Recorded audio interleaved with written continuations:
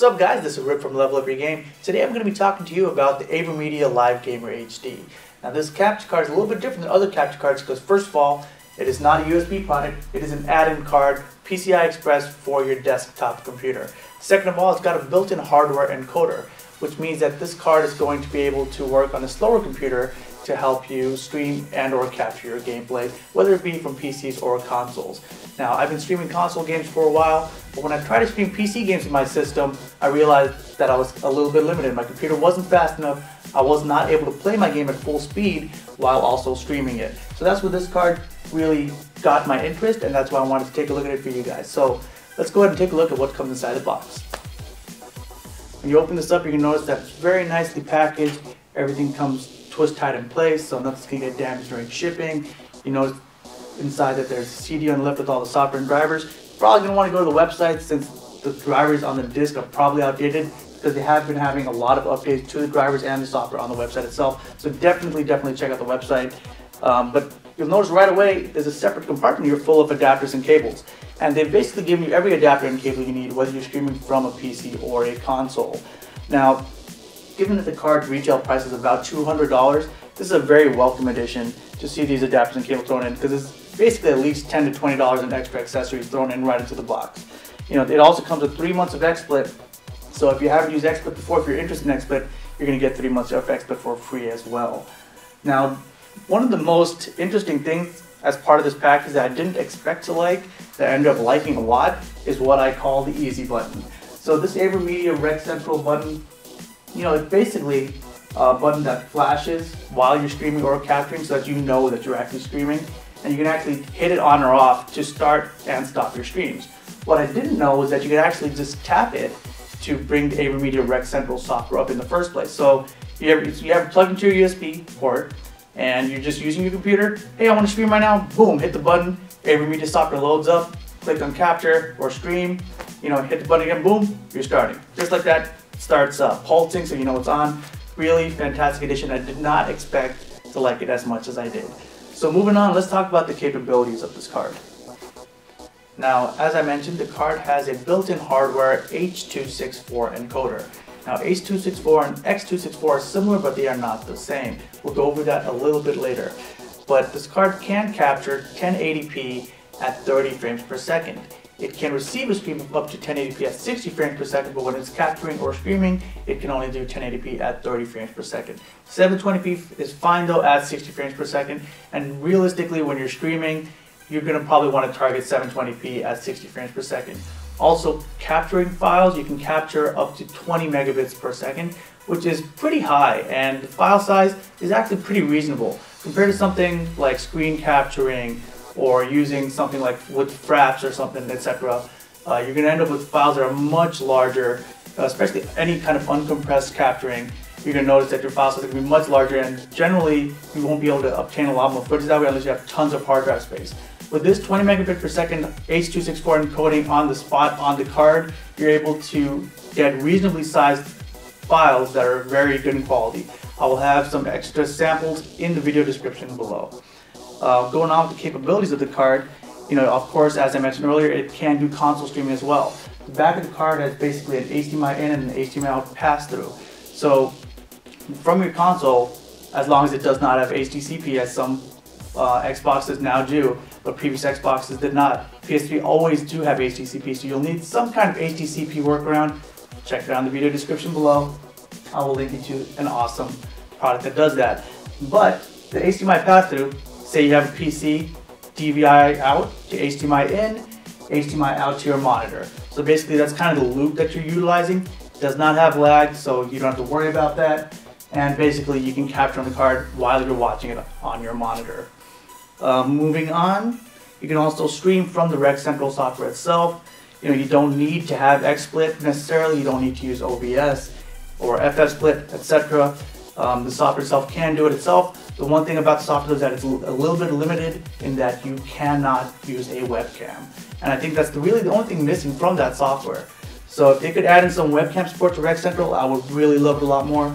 But until they do, you know, it at least lets you use your microphone on top of your gameplay as well, even while capturing or streaming. So if you're just looking to make like some kind of walkthrough or something where you have your gameplay or commentary over your gameplay, then that'll allow you to do that in real time. One other capability of this card is that you can use the hardware encoder in XSplit itself. You have to go through some settings to do it, but basically the one limitation on it is that you cannot capture from the card while using the hardware encoder in XSplit. You can only do that in the Rec Central software. Alright, so let's go ahead and talk about the hardware encoder of the card a little bit more. Now, as I mentioned earlier, streaming is a very intensive process that requires a pretty powerful computer to do it. And if you want to play PC games and stream them from the same PC, it's going to require even more power. The Live Gamer HD relieves your computer of processing the encoding of the video so that the computer can focus on playing the game. For console streaming, the capture card is also beneficial because it may allow you to stream at 60 frames per second, where your computer may only be capable of streaming at, say, 30 frames per second or something lower. And this is all thanks to this hardware built-in encoder. Now that all sounds really good, and theoretically is how the card should work, and should potentially show some performance gains. But I decided to put this all to the test. So what I did was I set up a suite of benchmarks, I tested my system on them, got all those numbers, ran the suite of benchmarks again with XSplit open, using either game source or screen capture, depending on whichever one was necessary at the time. Then I ran XSplit with those settings and streamed it, got those numbers as well. And then I decided to run it all again with Rec Central, just so we could see what the final performance differences were, so we could compare what it's like to stream without the card and what it's like to stream with the card. So let's take a look at some of those numbers. Alright, so as you can see, in pretty much every case, the Rec Central results are closest to the baseline results, which means that your system is being minimally affected when streaming through Rec Central. Whereas when you have XSplit open and streaming, you see the largest performance hit. Even having XSplit open and just viewing these capture stream, whether it be through screen capture or game source, whichever one was best for the scenario. I tested multiple scenarios and just always chose the best one possible, and these were the results that we got. Alrighty, so the performance numbers are pretty clear that the hardware encoder is doing its job. Now, are there any caveats to that? And yes, there is. So basically, this is a hardware H.264 encoder, and most streams stream with X.264. And as far as we need to know, the main difference between these two similar but different codecs is that the X.264 gives better image quality at lower bit rates. Now, for capturing, this is not an issue because you could just capture at, say, 12,000 kilobits per second and be like, all right, cool, that's 12 megabit per second. And, it takes up a decent amount of space on your hard drive, but you don't have that kind of upload bandwidth when you want to stream. So when streaming, X.264 is basically what you want to use because you're limited on that upload capacity. So when it comes down to it, streaming at, say, 2,000 to 3,000 kilobit per second does not produce nearly as good results with H.264, the hardware encoder, as it does with X.264. But at the same time, you can get 60 frames per second. You can run all your stuff without hurting your own PC's performance. You can play the game as you want to play it without it, being affected by just wanting to stream it at the same time. So, there's a little bit of a trade-off there, but overall, I still think it's worth it. So let's go ahead and talk about some of the conclusions.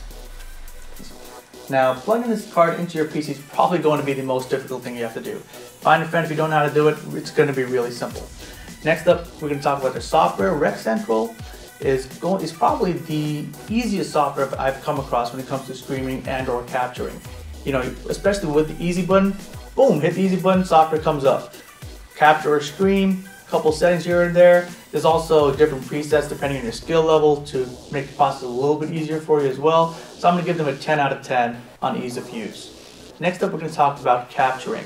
The capturing file format, you can either save it as an MP4 or the standard .ts file. The TS transport stream files are going to be your best bet. They seem to have a little bit better image quality, and as I mentioned earlier, you can capture up to 20 megabits per second, which gives fantastic quality. 1080p, you can capture 30 frames per second. Personally, I prefer to capture at 720p at 60 frames per second because it just looks unreal. There are samples in the video description below, so be sure to check those out. I'm going to give them a 10 out of 10 on capturing. Now, when it comes to streams, I'm going to give them a 9 out of 10. And this is primarily because of the H.264 encoder as opposed to the X.264 encoder. Most uploaders and or streamers are not going to have, say, a 5 or 10 megabit per second upload to stream their content to get very good quality out of H.264. At the same time, not everyone is going to have a 10 megabit download to see that 10 megabit upload stream for H.264. So for that reason alone, I'm going to give it a 9 out of 10 when it comes to streaming.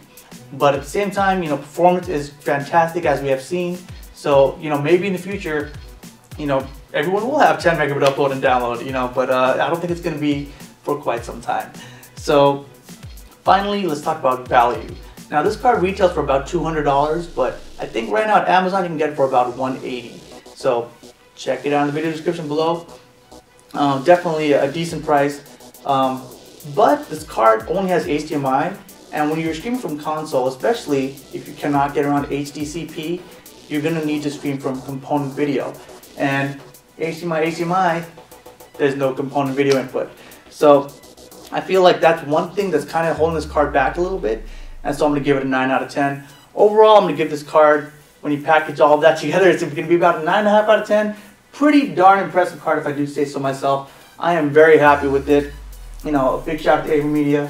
I think they really pulled through on this one. I've had a Blackmagic Intensity Pro for quite some time, and my main concern with that card is that when I want to capture some gameplay, I just end up with enormous files, and this basically takes care of that for me. My slower computer, which really isn't that slow, it's a Core i5 quad-core processor. It just couldn't get 60 frames per second done on screen. It also couldn't play my games while streaming them. But with this card, I'm able to do all of that, no problemo. Alrighty, so 9 out of 5 out of 10. I'm going to go ahead and give these guys a Level Up Your Game Editor's Choice Award. Congratulations, AverMedia. You guys deserve it for this product. I do have a couple of suggestions, though, for some future versions of the product, maybe, or even just future additions to the Rec Central software and the card itself. Number one, for Rec Central, I would like to see game audio directly tied in. Right now, you have to use the pass-through audio ports on the card, XSplit, OBS, etc. They already have the game audio or Windows audio directly passed through to the stream. I would like that feature added to Rec Central. I would also like to see a webcam feature integrated so that people can use the card as a camera source with the hardware encoder at the same time. Major wish list, X.264 encoder firmware update for the card, if possible. I have no idea if that's possible, but if it is possible, that would be a dream come true. Also, if possible, in future iterations of the card, optical audio on the back of the card, input, output, pass-through, as well as component input, HDMI output pass-through. That would be awesome and perfect. Other than that, I love the card. Be sure to follow us. Twitch, Twitter, YouTube, and Facebook.com/levelupyourgame, and check out the website at levelupyourgame.com, and I will catch you guys next time. Boom!